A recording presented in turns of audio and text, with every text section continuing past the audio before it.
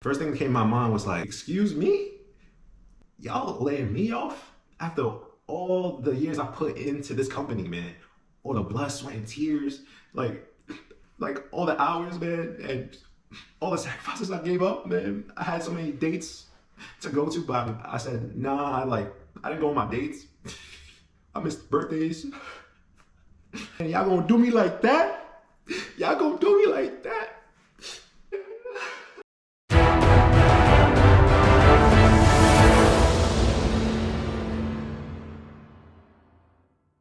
Oh, hold on. Is this thing on? Hello? Hello? Oh snap, we live. What's going on, YouTube? What's happening? It's your boy Rye, here with another video.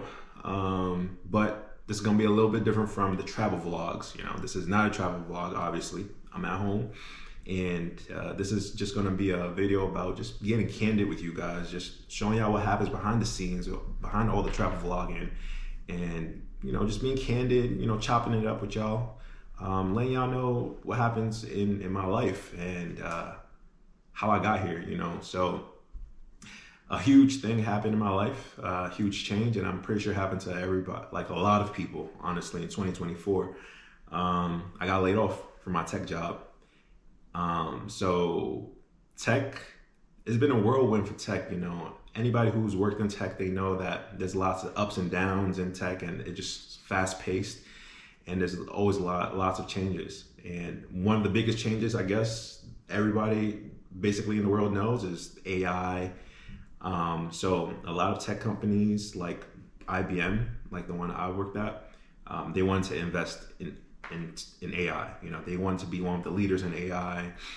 So places like IBM, Google, Microsoft, Dell, just name all the big hitters, right? They all want to be the champion of AI, because if you're the champion of AI, then everybody's gonna want to use your AI models. So they got to invest money in it. And when you want to invest money, in a new technology and research, you have to, it's millions and millions of money of dollars, right? And with that, you can't be putting that much money in investing in new technology and also be putting a lot of money in, paying your engineers. So they, a lot of tech companies had to make the decision of cutting a lot of their talent. So a lot of software engineers were first to go. It hit us hard, especially in like the New York City offices. And yeah, so this is gonna be a video just like letting y'all know kind of how it happened, what I was going through, and for other people who are still going through that, this video is especially for you, because I know for a fact that when I went through this, I wish that there was a video like this that kind of like helped me through all the things I was going through. So I guess I'll start with just pretty much the backstory of it, how it happened, right?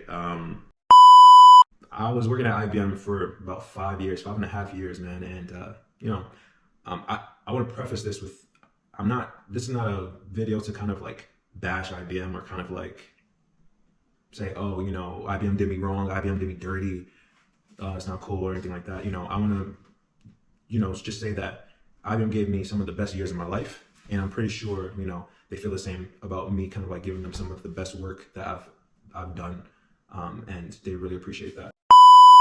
It was just a regular day, pretty much. It was in the morning, just got together with my team, we met and planned out the day for what we're gonna do. And in the middle of working, we were just getting called in like one by one from our manager. And that was kind of weird because for meetings, it's not like impromptu, like, oh, hey, you need to meet with me right now. It's more like we would schedule it in like maybe 2 or 3 days in advance, and we already had like our scheduled time we would meet with our managers, right? Like a one-on-one, you probably schedule that like twice a week. So we already know on our calendar, this is when I'm gonna meet with my manager one-on-one. But this was different. This was just like in the middle of the day, like just scheduled something like 15 minutes later, like I need to meet with you like in 15 minutes. And that was kind of like alarming, right? And you know, this was like when I was on call with another teammate.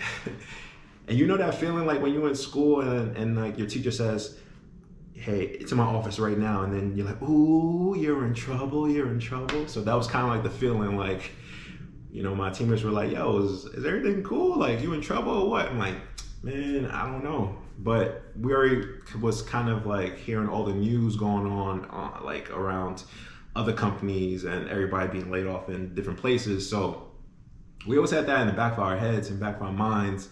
But, you know, we just never hoped that day would come. And unfortunately, it did. It did come. You know, talking to my manager and let us know that the whole team was being laid off.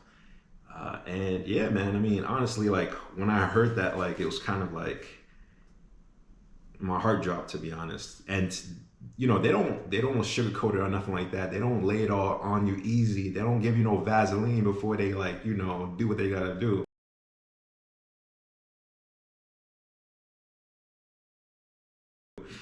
It was just like, it was straight up, man. Like, hey, look, the business made a decision to cut the team, and that's pretty much what happened.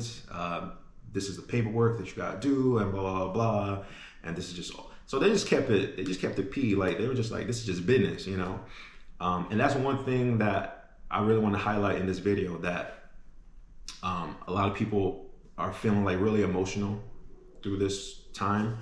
But one thing I want you guys to realize is before it's like, first things first, like all these companies, they're businesses. Like it's always a business, you know, there's no space for emotions in business, right? It's a business, partner, come on. So, I, like when I was in the moment, like I was really emotional. So that's not the first thing that came to my mind. First thing that came to my mind was like, excuse me? Y'all laying me off after all the years I put into this company, man.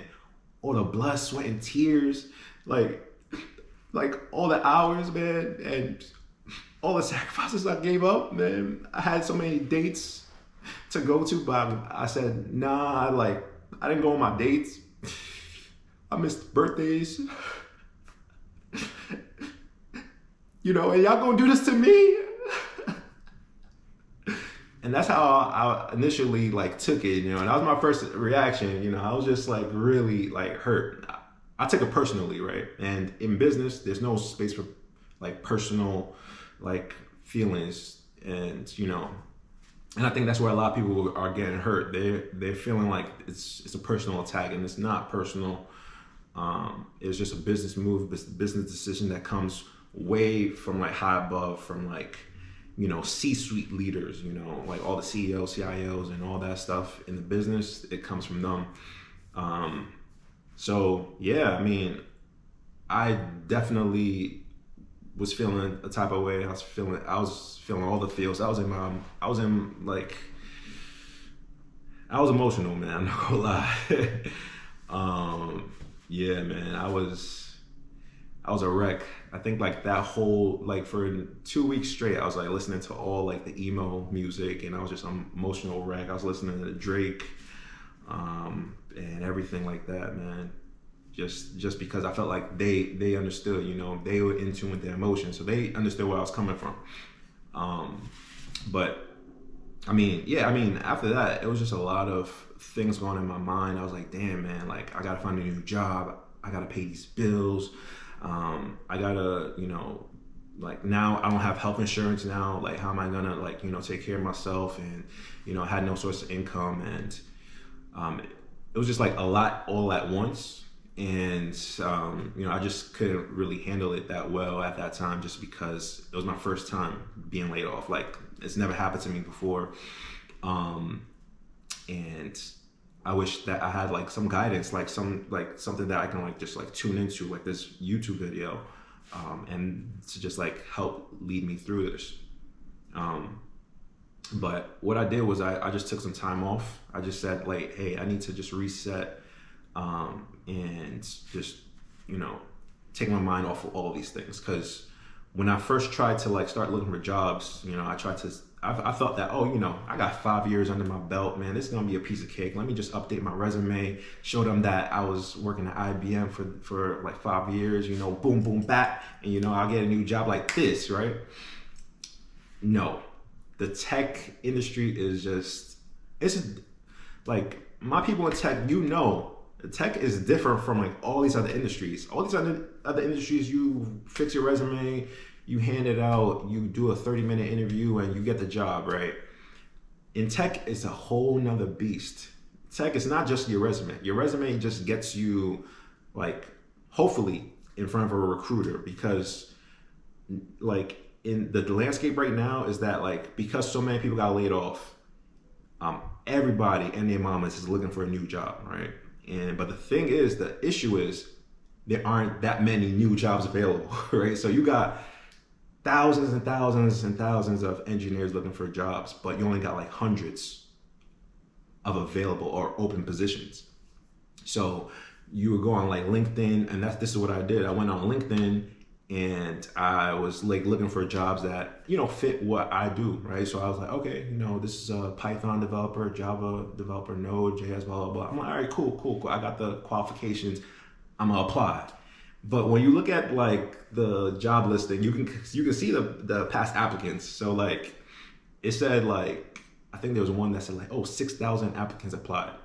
And I was just like blown away. I'm like, God damn, 6,000 for just one. Like, y'all can't just go and try to apply to something else, you know? So like, but that's the thing. It's like everybody's applying to the same jobs, and like you're not able to kind of like really get anywhere with those jobs, because the recruiters aren't like looking at 6,000, right? They're like putting it through some type of like AI algorithm just to like find the best resume, I guess, in that pool, and then send it on to the hiring managers and blah, blah, blah. So, you know, you would have like a listing that goes up for like 2 hours. You already got like 1,000 applicants.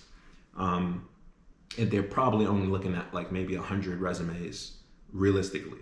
So, yeah, man, like every job listing I turned to, like it was like 1,000, 3,000, 6,000, you know, and it was just like frustrating. It was, you kind of felt like hopeless, because you felt like, damn, like, am I really gonna like actually, you know, get to speak to a real person? Because all these jobs, you kind of like kept getting rejection letters over and over and over and over again. And then you just felt like your experience kind of meant nothing, you know?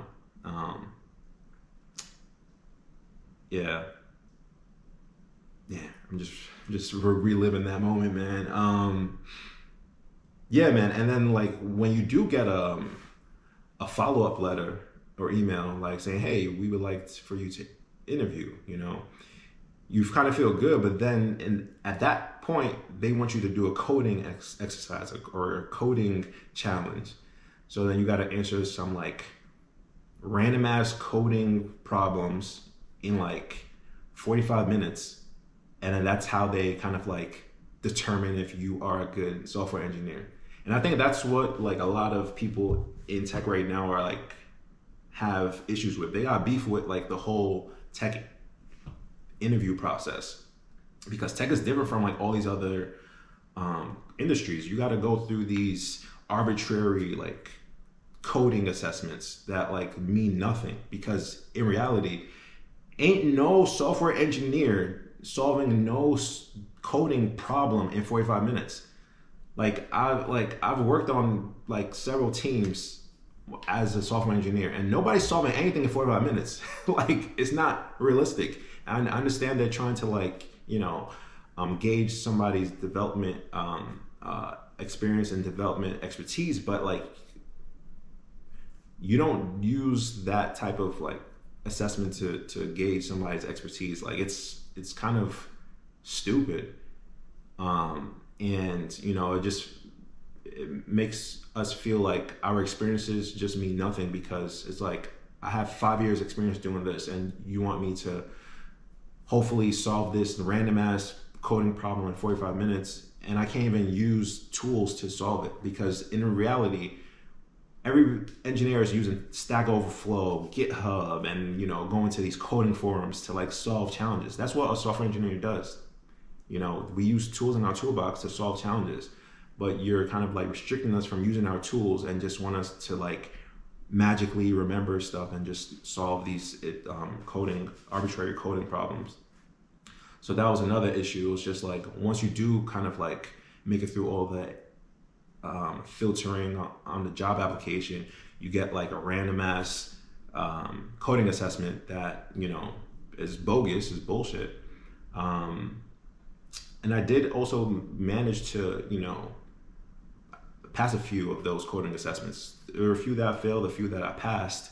But even the ones that I passed, I still got like follow-up emails saying, hey, sorry, we're not going to move forward with your application, which is another thing that just kind of hurt, because it's like, man, you guys just made me spend 2 hours going through your assessment, and then now like you're not going to give me a reason why you're not moving forward, and that was another frustrating thing. It's like putting all these hours into it. But one thing I would tell you guys is that be wary of these phantom job postings.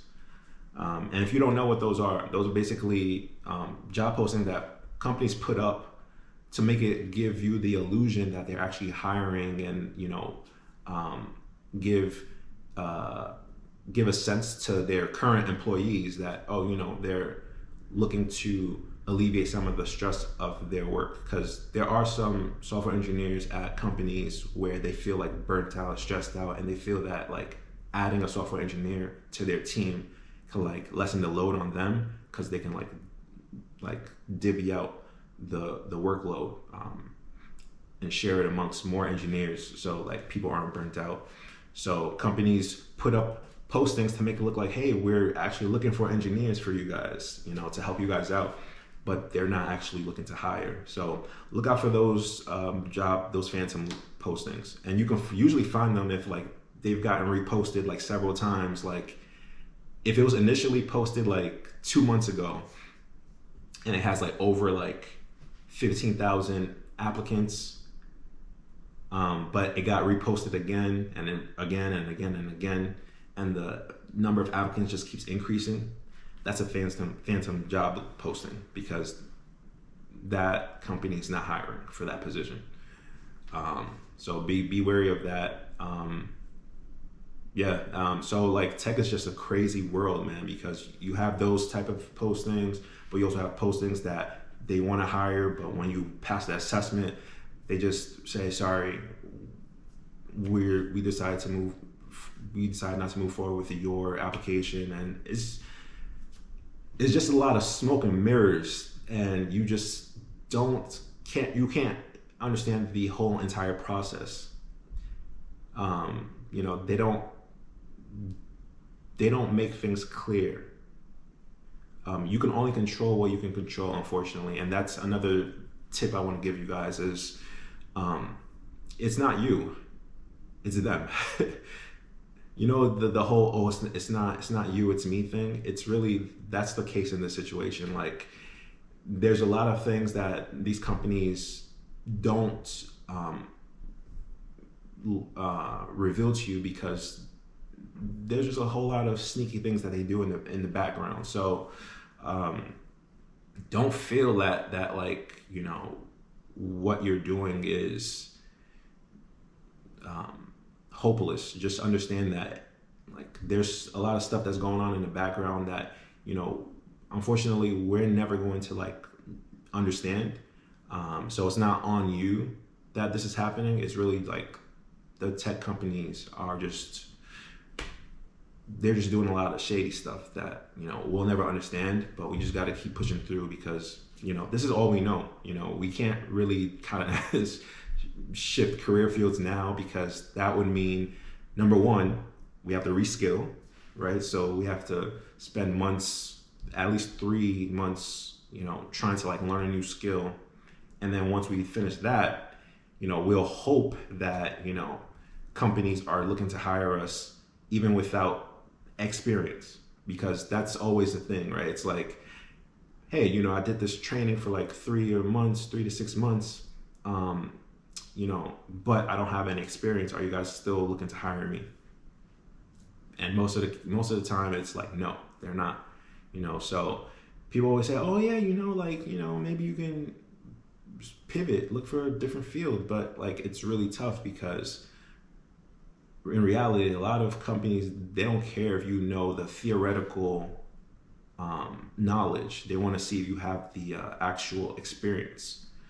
Have you actually gotten your hands dirty and done work on this? So it's not enough to just say, I learned a new skill. I learned like Microsoft Excel. They want you to have applied it in a real world field.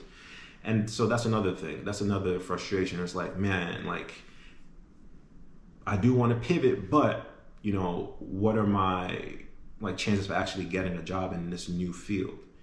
So that was another thing that was really frustrating. It's more like, oh, I can't find a position or a job listing that everybody and their mamas haven't applied to, or like I can't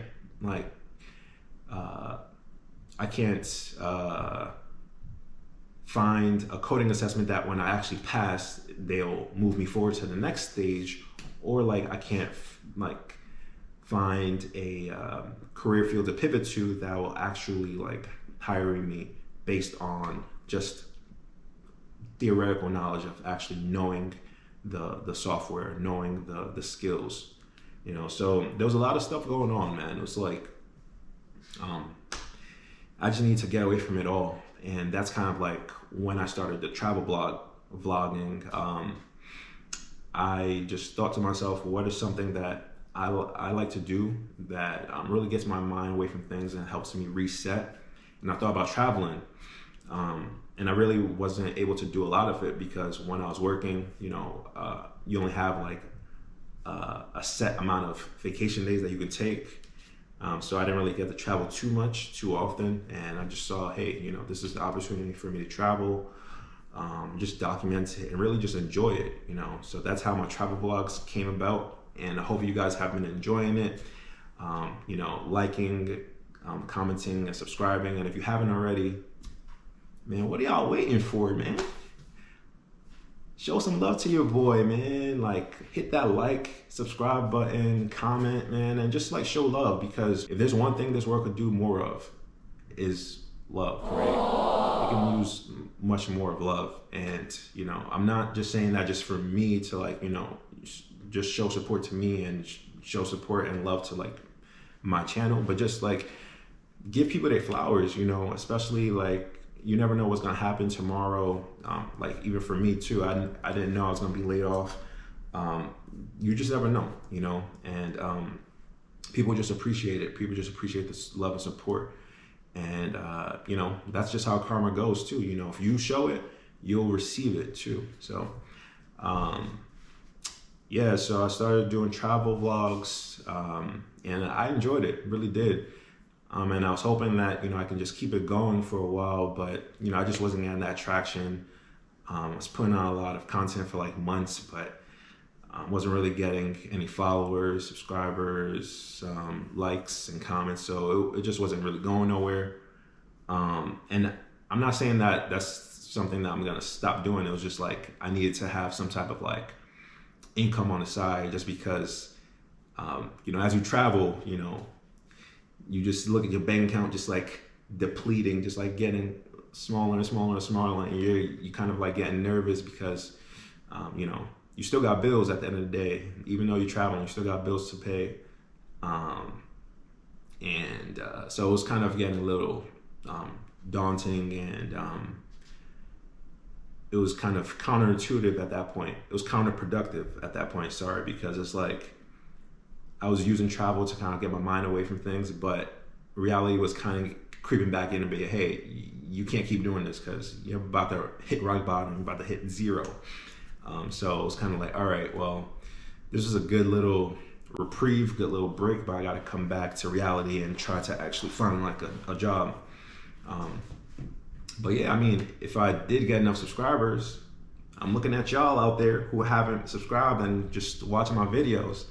If I had enough subscribers, then I could have probably, you know, started a little side hustle and just have been doing that. So yeah, man, like if you're one of those people now, and I'm looking at you, don't look away, don't look away. I'm looking at you right there, man.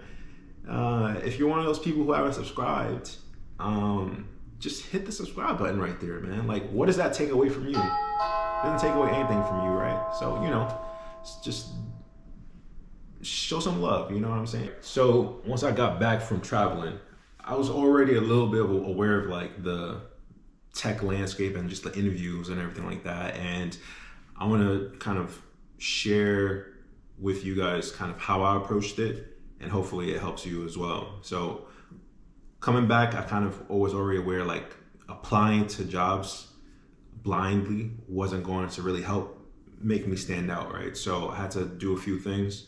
Number one was start making myself seen to recruiters, because recruiters are, at the end of the day, they're the ones that send over the resumes to the hiring managers, right? And they're not sending over 6,000 resumes to the hiring managers. So you need to like reach out to the recruiters. You need to actually like speak with them, and then if they like you, then they will send your resume to a hiring manager. So cut out the part where you're actually just applying to job listings. Find who put up that job listing, or like look for like, if you're interested in a company per se, let's say like Airbnb, right? You look on LinkedIn for recruiters or lead recruiters for Airbnb, and then you reach out to them, just ask them like what departments are hiring in IBM, at Airbnb, blah, blah, blah, this and this, that. Get in a conversation with them and take it from there. Recruiters are your key of like getting that first step in to a company. And another thing I would say is like, don't just apply to places and then just be like, all right, I'm done, and I'll just sit back and relax. Keep your skills sharp, keep your skills tight. You know, there's a lot of resources on YouTube and just like online on Medium and stuff like that. If you want to brush up on like data structures and algorithms, you know, just do that as well. Like you can go on like YouTube and just type in like leak code, the name of your programming language, like C++, JavaScript, whatever, and then just type in the data structure, right? Like hash maps, trees, BFS, DFS, breadth first search, depth first search. You know, sorry if you don't know what those are, but yeah, just do that. And I do have a few channels that I use to help me as well. So I'll like, hopefully if I find all of them, I'll link them in the description below. And another thing is like, if you like, you should have passion projects. I'm not necessarily saying like these are the things you need to be showing to recruiters, but just have something to do outside of just applying to things. It'll keep you sane and also help you reignite your love for the for tech. So find something that you love to do. And one other thing that I want you guys to know is that working on your passion projects is a lot simpler now than it was like 5 years ago, because now you have so many tools to help you kind of like prototype a lot faster now, right? You have those AI chatbots, and it's not just like Create React app, right? Like Create React app will just kind of give you like a boilerplate, but these AI chatbots will help you find the right information you need throughout your project. Like Create React app will just get you the boilerplate, and then will help you throughout to like build the scaffolding, right? But with these new chatbots, they'll help you throughout the process. So if you need like an OAuth on your application, it'll show you how to do that in your language. If you need integrations with the PayPal API or something like that, it'll show you through all that stuff. Because you know, before it was just like you have to read through all these documentations and stuff like that, and you're not even sure if you even read through the right section of a documentation, and then you'll try out like an example that they have, and it's not necessarily exactly the problem that you have. So that was a lot of the issues before with like trying to just prototyping and working on passion projects, was like the actual finding of the correct information that you need, right? But thankfully, these AI bots have already scoured the internet for you, so you don't have to do that. So it cuts out a lot of that time that you kind of like took to do all that research. So it's really giving power back to engineers now, that we don't need to be just scouring the internet looking for our answers. It'll bring the answers to us, and we just need to implement it in our code. So definitely do passion projects. You never know, that passion project might turn into like a business for you, right? Like, and just document your journey too, right? Because people will love to see how something started from nothing and it grows into a full-fledged application that's doing this and blah, blah, blah. So definitely do that as well. And another thing I want to say to everybody is, especially for people who look like me, are of the brown persuasion and in tech, don't get discouraged, because I know that there's a lot of naysayers, you know, like I'm pretty sure a lot of you have seen the Elon Musk meme, or like tweet that he posted of the meme about the DEI programs in tech. Basically, DEI in the meme was like, didn't earn it. But DEI is diversity, equity, and inclusion. And in tech, there's a lot of tech companies cutting their DEI programs. And Elon Musk was just basically saying like, didn't earn it. Yes, that's correct. Like these DEI programs, these people who are employed in DEI programs, they didn't earn it. Don't be discouraged, because honestly, like people like Elon Musk are basically, they have always been in tech.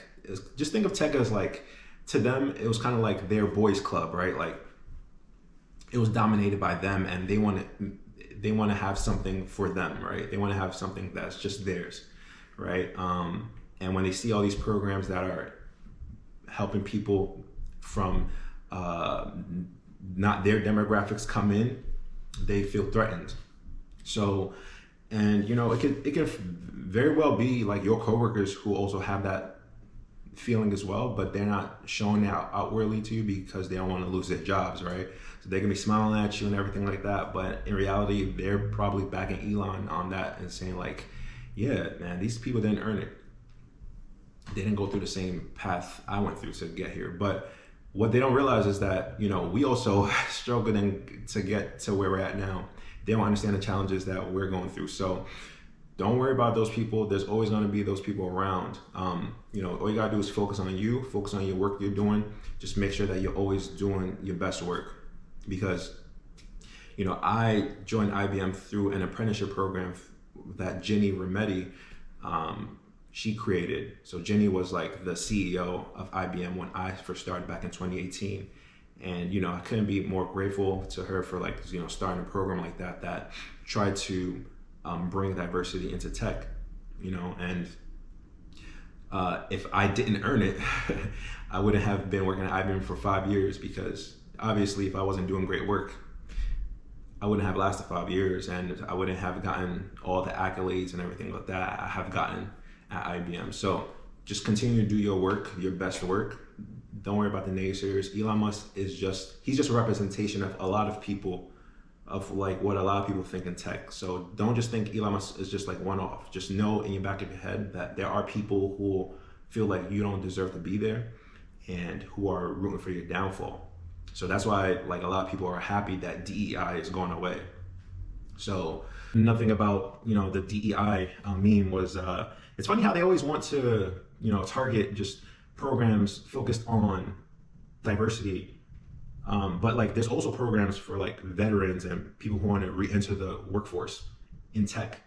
But memes never want to like attack those. They never want to attack the veterans or like moms who had to drop out of the workforce and like take care of the children and now want to re-enter tech, but they want to only attack the DEI programs. So that's another thing, you know, it's like very selective uh, attacks to people. I'm gonna leave you guys with just a few words. Just you know, it's okay to go through that phase of just like being emotional, but just always remember that it's a business first. They have to make the tough business decisions, and don't take it as a personal attack to you. And once you get through that emotional phase, and I implore you, you know, take the time to go through that phase, you know, like don't just feel like you can skip it and just go straight into like looking for another job, because at the end of the day, you know, the emotions that you bottle up and try to keep down inside of you, they're gonna explode one day. So you just have to like let it go, let it like feel out all the emotions, man. Just get in your feelings, man. Like it's all right, it's all right. And so once you get past that, take a different approach to looking for jobs than everybody else is doing. Don't just apply to jobs blindly. Try to like pinpoint jobs that you're interested in and look for the recruiters, head of recruitment that are in those companies. And if it's hard for you, you know, you can call the company, ask to speak to the HR department, and then from there you can ask to see like who are the recruiters. You know, they'll connect you to those people. So take that approach and always be sharpening your skills. We all know tech moves fast. So like skills that got you into a company 5 years ago are probably not the skills that companies are looking for today, right? So always be upskilling and sharpening your skills. Like make sure that you're on point. Go on YouTube, leak code, working on your passion projects with these AI chatbots. And if you guys are interested, I can probably do I could follow up with another video of me working on one of my passion projects with the assistance of like an AI chatbot. It's really good and really accelerates the development process. And yeah, always keep your dignity and always try to not let the negative stuff that you hear on social media get to you, you know, whether it be people bashing DEI programs or just, you know, just hearing all the negativity. Just try to, you know, focus on your race and try to keep the positivity.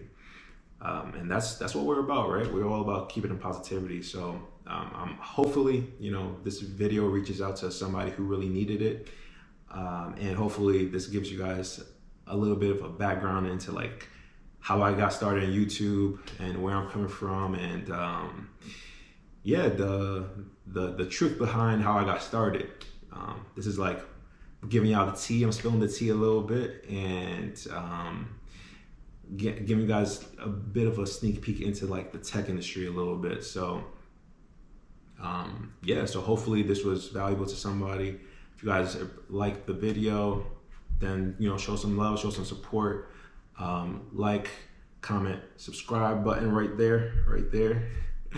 And yeah, really appreciate you guys, really do. And hopefully more videos coming soon.